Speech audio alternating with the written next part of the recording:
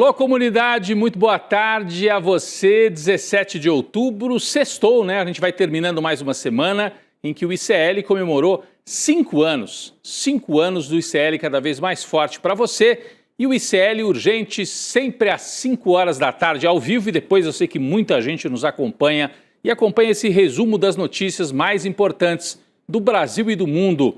Nós contamos sempre com a Laura Couto na redação, na Central de Informações do ICL. Boa tarde, Laura. Boa tarde, Rodrigo. Finalmente sextou. Boa tarde para você que está nos assistindo pelos canais do Instituto Conhecimento Liberta e Eduardo Moreira no YouTube. E muito boa tarde para você que está nos ouvindo pela Web Rádio São João, em Quixadá, no Ceará, e pela Rádio Cultural FM no Rio Grande do Sul. Vamos lá, Rodrigo. Vamos lá, Laura. Boa tarde. Para você que mora nesse país em que a prisão de Jair Bolsonaro virou um salão de festas, né? Isso mesmo.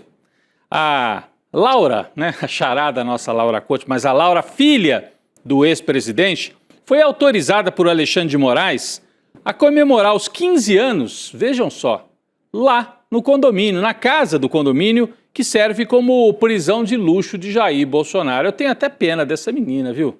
Primeiro pelas coisas que o pai falava, né? Que ela é uma fraquejada, pela maneira como ele trata as mulheres, e agora vai comemorar o aniversário de 15 anos na prisão domiciliar do pai. Que situação, virou festa, literalmente. É o Alexandre de Moraes, eu acho que querendo dizer que não é tão durão assim. Daqui a pouco a gente fala mais sobre esse assunto, até para você saber quem é que vai na festa de 15 anos dentro da prisão domiciliar do Jair. Você vai saber daqui a pouquinho. Bom, vamos falar de outro integrante desta família. Do Dudu Bolsonaro. Eduardo Bolsonaro e o ajudante dele, o Paulo Figueiredo, neto do ditador João Figueiredo, foram barrados no baile. Então, a irmã, né, a Laura, faz a festa na prisão domiciliar e os dois aqui não conseguem participar. Foram barrados no baile. De qual baile nós estamos falando? Estamos falando do Departamento de Estado. Essa dupla de antipatriotas foi impedida de se reunir com a equipe do secretário de Estado, Marco Rubio. Os dois foram até o Departamento de Estado para tentar sabotar a reunião entre o ministro das Relações Exteriores do Brasil, Mauro Vieira, e o próprio Rubio. Só que não rolou. Barraram e não deixaram os dois que queriam armar ali confusão, queriam dar argumentos, queriam atrapalhar a negociação entre Brasil e Estados Unidos para acabar com o tarifaço. De acordo com relatos colhidos pela jornalista Maria Cristina Fernandes, os dois tiveram que ouvir da turma do Marco Rubio. Olha só, gente, mudou a agenda, mudaram as prioridades. Por causa da China, a gente está precisando do Brasil um pouquinho mais perto. Eles tiveram que se encolher e ir embora. No X, né, no antigo Twitter, o Dudu Bolsonaro negou que tenha sido barrado e falou que a jornalista estava inventando lorotas. Foi a expressão que ele usou. A Maria Cristina Fernandes, jornalista que deu essa informação, é uma das colunistas mais experientes e mais respeitadas do Brasil, trabalha no jornal Valor Econômico, faz comentários também às vezes na Globo News e é uma referência no jornalismo político no Brasil. Foi ela que trouxe essa informação, de que eles tentaram ir ao Departamento de Estado para atrapalhar a reunião. Olha só o papel que esses dois antipatriotas se propõem a fazer. Até quando o Eduardo Bolsonaro vai insistir nessa história, né? De usar todos os recursos possíveis para atrapalhar o Brasil? A imagem dele está cada vez pior, mas ele insiste. Bom, o próprio presidente Luiz Inácio Lula da Silva afirmou, olha só que frase do Lula, ele disse o seguinte, abre aspas, o companheiro Mota tem que caçar o Dudu. O Lula falou isso. A fala do presidente Lula aconteceu durante uma reunião para comemorar o aniversário do PCdoB, um congresso do PCdoB. Vamos assistir o que disse o presidente Lula sobre Eduardo Bolsonaro. Vamos lá. No congresso vocês têm que ser mais bravos com a extrema-direita. Eles não podem ficar fazendo provocação todo dia. O companheiro Hugo Mota tem que caçar o Eduardo Bolsonaro. Ele precisa, sabe, não é possível. Companheiro Hugo Mota. Companheiro Hugo Mota. O Lula tem umas expressões engraçadas, mas, opa, até caiu meu celular aqui em protesto, pedindo pro Hugo Mota também caçar o Eduardo Bolsonaro. Bem, o Lula fez esse apelo, né? Cobrou. Então vocês reparam que aquela frase de outro dia que o Lula falou que nunca teve um congresso de tão baixo nível, ele estava se referindo à extrema-direita, não é que o Lula escapou naquele dia, hoje ele voltou ao assunto. O que ele está tentando fazer é descolar o centro, a centro-direita, dos extremistas, tentando isolar os extremistas e trazer o pedaço do centrão, que for possível, para o lado da democracia. E hoje o Lula chamou o Hugo Mota de companheiro, disse: o companheiro Hugo Mota tem que caçar o Eduardo Bolsonaro. Bom, diferentemente da narrativa bolsonarista, porque eles saíram espalhando que a reunião do Mauro Vieira com o Marco Rubio não adiantou para nada, não serviu para nada, a química continua. Vocês lembram que o Lula falou disso, né? Que rolou uma química, e o Trump também, rolou uma química entre ele e o Donald Trump. A química foi tão boa que teve esse desdobramento da reunião do Rubio com o Mauro Vieira e começou agora há pouco, lá em Brasília, um encontro de Lula no Palácio da Alvorada com o ministro Mauro Vieira das Relações Exteriores. Então, Mauro Vieira voltou de Washington e já foi lá levar o relato pessoalmente para Lula, os detalhes, o que ele acertou com o Rubio e quais os próximos passos, né? Vamos ficar de olho nessas atualizações. A qualquer momento, o governo brasileiro e o Itamaraty podem trazer novidades, e o próprio Lula trazer novidades, né? Porque, claro, o Mauro Vieira não iria anunciar nada sem antes falar com o Lula. Está falando nesse momento e até o final desta sexta-feira pode ser que a gente tenha atualizações. Ainda sobre o saldo, né, da reunião de ontem entre Rubio e Mauro Vieira. Olha só a nossa manchete lá no site, aqui no telão. A química continua. Essa aqui é uma fotografia do encontro dos dois, né? O Rubio com esse estilo bem conservador, né? Até no corte, no estilo, no corte de cabelo. E o Mauro Vieira nesta conversa. Ainda falando sobre o saldo, de acordo com o Mauro Vieira, o encontro entre os dois chanceleres foi profissional, cordial e bastante produtivo.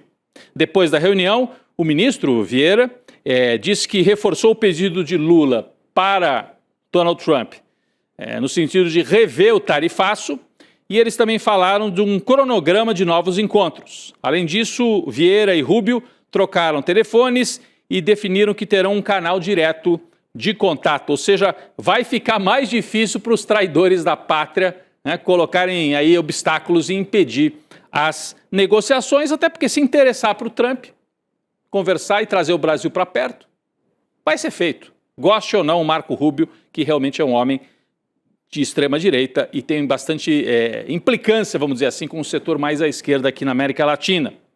Bom, vamos falar ainda do governo federal, do governo brasileiro. A oposição admite que não tem mais forças para vetar Jorge Messias no STF. É uma informação importante, porque até ontem a gente vinha dizendo, o Messias é o preferido do Lula, mas há um risco, né, se o Lula indicar o Messias, de que não tenha votos suficientes no Senado e tal, porque o Messias, se for o indicado, precisa ser aprovado pelo Senado, né? Mas segundo a apuração da CNN, Jorge Messias teria sim os votos necessários e pode, com isso, ser o indicado pelo Lula nas próximas horas. Laura Couto tem mais informações. Rodrigo, a cada dia que passa, essa indicação do Lula vai afunilando ainda mais. A notícia mais recente é que o Senado já descartou o risco do advogado-geral da União, o Jorge Messias, de ser recusado na sabatina, isso, claro, caso ele seja de fato indicado pelo Lula ao Supremo. E, Rodrigo, isso muda tudo, né? Como você disse, a gente estava falando nesses últimos dias em como o presidente do Senado, Davi Alcolumbre, teria uma carta na manga para convencer o Lula a indicar o Rodrigo Pacheco, que é o senador pelo PSD. A ideia do Alcolumbre seria fazer uma contagem informal dos votos, que mostra que o Pacheco seria aprovado com muito mais facilidade que o Messias. Mas agora, segundo a apuração da CNN, os partidos da oposição somaram só 30 votos contrários ao Messias, menos da metade do plenário do Senado. E são necessários 41 votos para ser aprovado. Ou seja, quem quer que for escolhido deve passar mesmo que raspando, Rodrigo. É isso. Se for o Pacheco, que hoje é menos provável, passaria com 60 votos. Se for o Messias, o Jorge Messias, vai ter a oposição do grupo mais à direita, de 30, 35 senadores, mas passaria também aí com 45 votos, entre 45 e 47 votos. É a conta que está sendo feita e, portanto, o Lula deve tomar essa decisão nas próximas horas. O presidente, aliás, o presidente brasileiro, né, recebeu nesta semana o bispo Samuel Ferreira e outros representantes da Assembleia de Deus, Ministério de Madureira. A Assembleia de Deus tem mais de um ramo, né? Então eles chamam assim, Assembleia de Deus, Ministério de Madureira. E o mais importante, quem também participou desse encontro foi justamente o advogado-geral da União, Jorge Messias, que é evangélico e que está cotado para ir para o Supremo. Olha a fotografia aqui, Lula com as lideranças evangélicas da Assembleia de Deus, fazendo uma oração, né, lá no Palácio do Planalto, e o Jorge Messias e a Gleisi aqui, ó, Gleisi, Jorge Messias, Lula e os representantes da Igreja Evangélica Assembleia de Deus. Jorge Messias ali, né, com a cabeça abaixada, fazendo a oração. O Lula é católico, mas conversando ali com essas lideranças evangélicas, né? E com isso mostra que há o esforço, né? Há o esforço de colocar o Messias no jogo, mostrar que ele tem trânsito com os evangélicos, que ele não é uma indicação petista, que é uma maneira de dar conta de ter mais um evangélico no Supremo, né? Um evangélico progressista, mas um evangélico. Então, tudo isso está em jogo aqui nessa fotografia, nessa imagem. A política também é feita por símbolos, e esse aqui foi o símbolo desse esforço do Lula para indicar o Jorge Messias. Ainda sobre a vaga aberta por Luiz Roberto Barroso, que abriu mão, né, de ainda 8 anos que ele poderia ficar à frente do Supremo, resolveu se aposentar antes. A ministra Carmen Lúcia, do STF, se manifestou hoje sobre a possibilidade de ter mais uma mulher na corte. Muita gente pede ao Lula, olha, é a hora de indicar uma mulher, pelo menos mais uma, Lula. A Laura Couto tem mais informações sobre essa fala da Carmen Lúcia, que é hoje a única mulher no Supremo, né, Laura? Pois é, Rodrigo, a ministra Carmen Lúcia evitou fazer um pedido direto para o Lula, mas mesmo assim a única mulher do STF deixou um recado bem claro. Ela disse o seguinte, abre aspas, todos sabem a minha posição sobre a questão das mulheres no STF, mas não falo em específico. Juiz não pede porque não pode receber, na minha compreensão. Eu não posso me manifestar por uma coisa que é da minha casa. Se eu fizer um pedido dirigido ao presidente da República, amanhã ele pode pedir alguma coisa à juíza. Foi isso que ela disse, Rodrigo. Achei uma frase de muita dignidade e muita sabedoria da Carmen Lúcia. Ela faz a fala, todo mundo sabe que ela defende que haja mais mulheres no Supremo, mas juiz, né, representante de um poder da República, não pode ficar, presidente, por favor, indique. Não é o papel de um representante de um poder ficar assim pedindo, senão, como falou a Carmen Lúcia, depois o Lula vai pedir, ô Carmen, vê aí esse processo que está aí no Supremo, veja bem, vou pedir uma coisa para você. Não dá, né? Tem que ter o respeito institucional e tem que ter a cobrança para ter mais mulher no Supremo, sem dúvida nenhuma também. Bem, a prisão domiciliar do ex-presidente Jair Bolsonaro virou bagunça, hein? Virou bagunça. O ministro Alexandre de Moraes autorizou simplesmente o seguinte, a realização da festinha de 15 anos da Laurinha Bolsonaro, filha de Jair, dentro da casa que é hoje a cela, a prisão de luxo do Jair, lá em Brasília, num condomínio lá em Brasília. A festa vai acontecer amanhã, sábado, nesta casa, no condomínio onde ele cumpre a prisão domiciliar. Laura, tem mais informações. Rodrigo, Alexandre de Moraes liberou a entrada dos convidados que devem acessar a residência das 9 da manhã até às 6 da tarde. A defesa do ex-presidente informou que apenas a família e pessoas próximas vão estar presentes nesse almoço de aniversário da Laurinha, minha querida xará. Enfim, 9 pessoas foram autorizadas. Entre os convidados liberados estão integrantes do grupo de oração da Michelle Bolsonaro, a senadora Damares Alves e o maquiador Agostinho Fernandes. A defesa do Bolsonaro também pediu autorização para que esse maquiador dormisse o fim de semana na casa do ex-presidente, mas não obteve resposta. Mas também o que é isso, né, Rodrigo? Virou festa do pijama, gente? Não tô entendendo. Enfim, além disso, Moraes determinou que os carros que deixarem a casa do Bolsonaro devem ser revistados, Rodrigo. É isso, tem que revistar. Pô, a suspeita é o seguinte, a Damares vai na festa da Laurinha, da filha. De repente o Bolsonaro sai fantasiado de Damares, escondido num dos carros, já imaginaram? Né? Então tem que vistoriar para o Bolsonaro não sair escondido, aproveitando a confusão lá da festa. Mas, gente, eu fico pensando, festa de 15 anos, ela vai convidar os amigos do pai dela, a Damares, o maquiador, amigo da mãe. Ela não vai convidar as amigas, os colegas de colégio, de escola? Eu fico com pena dessa menina, mais uma vez tenho que repetir isso. Mas é estranho, né, autorizar uma festa de 15 anos num lugar que serve como prisão domiciliar. De todo jeito, Eles que se entendam, né?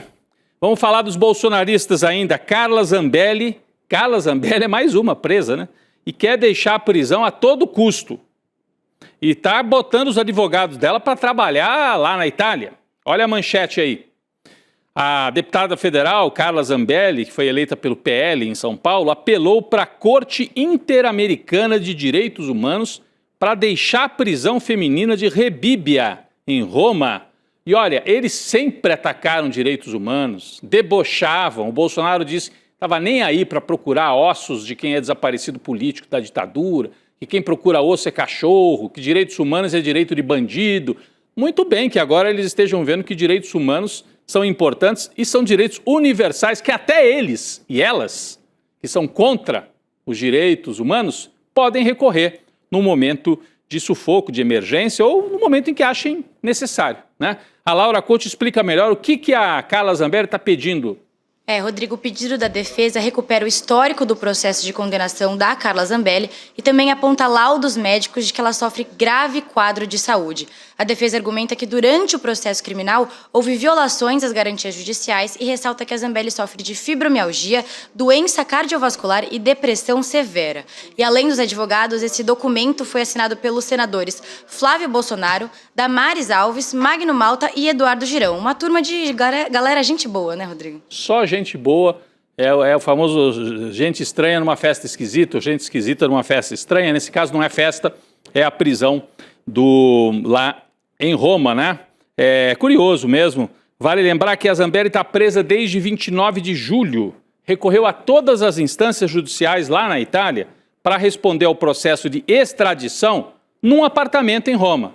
Só que os pedidos foram negados pela justiça italiana. O que mostra, né, que quando eles falam, não, o Alexandre de Moraes é muito durão, persegue. A justiça italiana faz parte dessa conspiração do Alexandre de Moraes? Porque está dizendo que a Zambelli tem que aguardar lá quietinha antes de ser deportada, extraditada para o Brasil. Pessoal, falando ainda em Supremo, em Justiça, a gente tem a atualização de hoje daquela treta entre o decano do Supremo Tribunal Federal, Gilmar Mendes, e o ministro Luiz Fux, que ficou tristemente famoso pelo voto absurdo em defesa do Bolsonaro no julgamento recente lá na primeira turma. Ontem a gente contou aqui, no Urgente, no ICL como um todo, que o Gilmar Mendes chamou o Fux na cara dele de figura lamentável e que rolou um bate-boca entre eles numa das salas ali, antessalas, né, do plenário do Supremo Tribunal Federal. A atualização de hoje é que esse bate-boca que aconteceu nos corredores acabou indo também para a sessão naquele dia, para a sessão do Supremo, e pouca gente notou.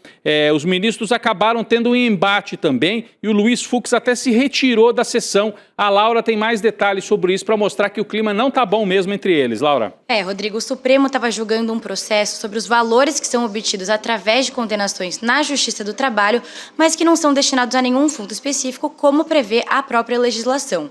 E aí o Gilmar usou o caso para tecer novas críticas à Lava Jato e leu mensagens trocadas entre procuradores e acusou esses procuradores de cretinos. E vale lembrar que minutos antes, nesses corredores, o Gilmar tinha falado para o Fux procurar terapia para ele esquecer da Lava Jato.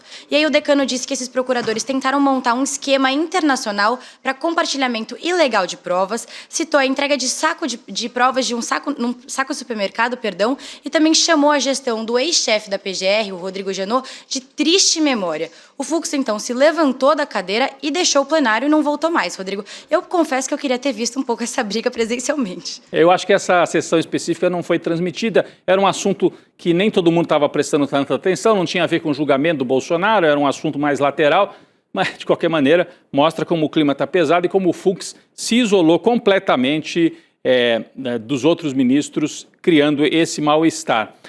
O Gilmar Mendes, então, nessa sessão em que o Fux acabou se levantando e indo embora, falou mal da Lava Jato, falou mal dos procuradores, relembrou uma série de fatos e relembrou, inclusive, o período do Rodrigo Janot, que quando escreveu o seu livro de memórias, o Rodrigo Janot foi procurador-geral da República. Ele chegou a confessar no livro de memórias que ele planejou ir armado ao Supremo para dar um tiro no Gilmar Mendes. Que coisa, né, gente? Que baixaria danada. Uma coisa impressionante. Bom, vamos falar aqui de outro poder da República. Vamos falar do parlamento e dos problemas no Centrão, que está pressionando o Lula, mas está muito dividido também. O partido União Brasil corre o risco de ter a bancada reduzida em 30% no ano que vem. É uma apuração aqui do site Metrópolis. Olha só, divergências devem fazer até 20 deputados deixarem o União Brasil, é a manchete do Metrópolis hoje.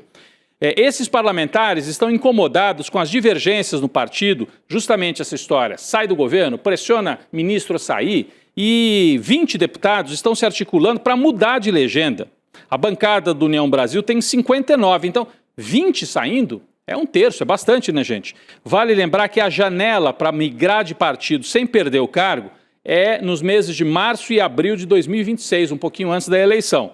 Esta conta sobre o número de deputados que devem deixar a União é feita pela ala que está descontente com André Rueda, o presidente do partido, enrolado em denúncias, inclusive muitas denúncias feitas aqui com exclusividade pelo ICL. A Laura Couto explica melhor para a gente os desdobramentos, né, dessa insatisfação com Antônio Rueda no União Brasil. Rodrigo, entre os motivos da saída desses 20 parlamentares está o descontentamento com as escolhas do Antônio Rueda, o presidente legenda, mas também a Federação do União Progressistas, que foi construída aí esse ano com o Partido Progressistas do Ciro Nogueira. Mas primeiro vamos falar do Rueda. A ala que diverge do presidente do partido critica o desembarque do governo Lula. E o desgaste mais recente foi justamente esse episódio em que o ministro do Turismo, Celso Sabino, se negou a deixar a pasta do governo. E para integrantes da sigla, o Rueda se deixou levar pela relação ruim dele com o presidente Lula e causou um acirramento do debate em torno da saída do Sabino da esplanada. E agora o segundo ponto do desgaste é justamente essa federação com o PP, a União Progressista, isso porque agora, com os partidos unidos, os dois precisam chegar num acordo para lançar um único nome a governador nos estados, por exemplo, e isso pode causar bastante conflito. E tem conflito também na candidatura à presidência, Laura. O Ronaldo Caiado, ele é filiado à União Brasil, é governador em Goiás e ele quer ser o candidato do União Brasil à presidência da República. Mas tem gente que não quer o Caiado candidato a presidente. Ele está até falando em sair do União Brasil para ser candidato por outra legenda. A gente vê como que o campo da direita está bastante desunido e até certo ponto desorganizado. Bem, para aqueles que duvidavam, anúncio de hoje. Lembram do Ciro Gomes? Pois é, ele está de saída do PDT. O comunicado foi feito hoje à direção do partido. Ele estava filiado à legenda desde 2015, disputou as eleições presidenciais, você se lembra? Em 2018 e em 2022 pelo PDT. O ex-ministro não vai largar o osso da política, né? Ciro avalia a possibilidade de se filiar de novo ao PSDB, né, que foi o partido pelo qual ele começou a carreira política lá no Ceará. Aliás, ele começou na Arena, né? Depois ele vai para o MDB e depois ele vira governador pelo PSDB, mas já tinha passado por outros partidos. Bom, ele pode se filiar então ao PSDB ou ao próprio União Brasil, que nós estamos falando até agora, para participar de uma candidatura que faça oposição ao PT do Lula. Ele pode ser candidato a governador lá no Ceará por um desses partidos, enfrentando o atual governador, que é petista. Vale lembrar que em agosto, Ciro participou em Brasília de um evento que anunciou essa federação aí, a Laura citou agora há pouco, Federação União Brasil, PP Progressistas, né?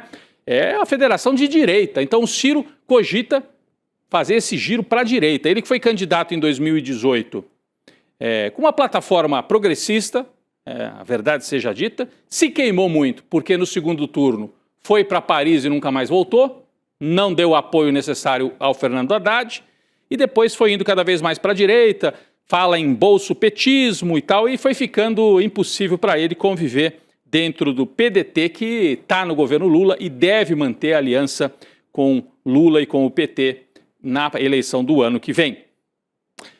É o fim, ou pelo menos o fim desse ciclo do Ciro na centro-esquerda, no PDT. Pessoal, atualizações sobre Venezuela. É grave a situação, né? Muitas ameaças feitas pelo Trump.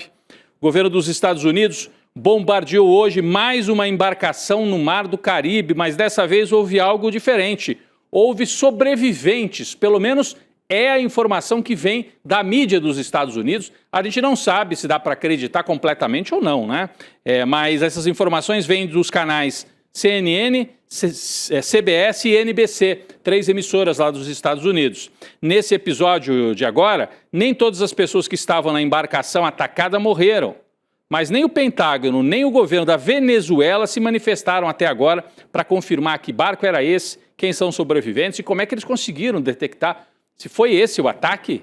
A gente fica olhando como é que sobreviveu alguém, né? Parece que eliminam completamente qualquer chance de vida ali nesse barco que passava pelo Mar do Caribe. Desde setembro, Trump mantém vários navios de guerra perto da Venezuela com o argumento de que é necessário combater o tráfico de drogas e impedir a imigração ilegal. Ele quer o cerco à Venezuela para derrubar o governo e para evitar que a Venezuela siga na sua parceria com a Rússia e com a China.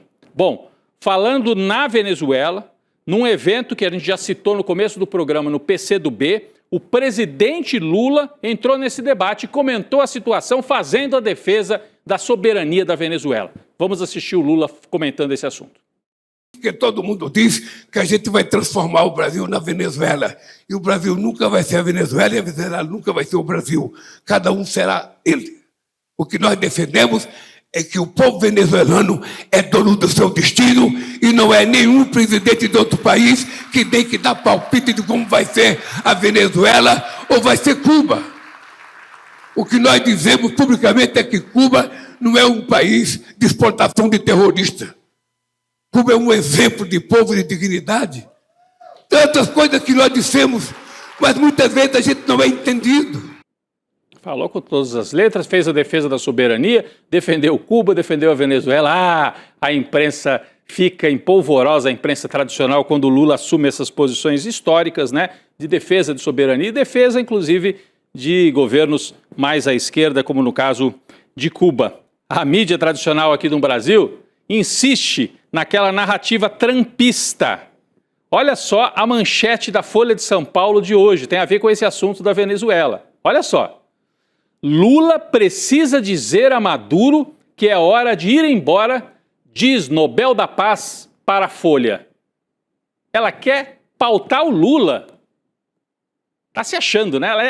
A Maria Corina acha que ela vai dizer o que o Lula precisa falar para o Nicolás Maduro. É demais, né? Mas, assim, o fato dela receber esse destaque... Bom, primeiro o fato dela ter sido escolhida como... Prêmio Nobel da Paz, sendo que ela apoiou o golpe de Estado contra um governo eleito na Venezuela, apoiou um governo golpista, apoiou a invasão da Venezuela pelas tropas dos Estados Unidos. Como é que ganha o Nobel da Paz? Mas agora virou uma personalidade, né? Eles já tiveram vários, né? Lá na Venezuela, eles vão trocando o líder da direita.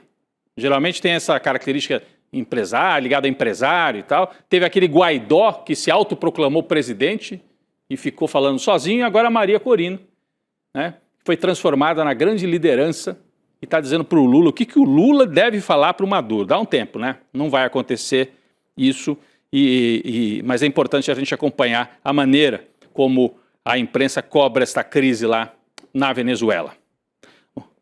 Pessoal, eu queria aqui agradecer a Laura, mais uma semana, a Laura de muita notícia, muita informação. Obrigado pela parceria mais uma vez. Valeu, Rodrigo. Hoje a gente vai descobrir quem matou o Odete Roitman. É verdade, é hoje. Vamos lá também, vamos acompanhar isso. Pessoal, bom fim de semana para todo mundo. Nesta semana em que o ICL completou 5 anos, eu vou até virar aqui para outra câmera para a gente mostrar aqui, ó, 5 anos, aniversário do ICL, e é uma chance, mais uma vez, para a gente lembrar. Assine o ICL Vitalício. O ICL Vitalício, você assina a plataforma, tem acesso a todos aqueles cursos, 400 cursos, tem muita novidade na plataforma, conteúdos exclusivos. Atualmente, você tem que fazer a assinatura e renovar todo ano.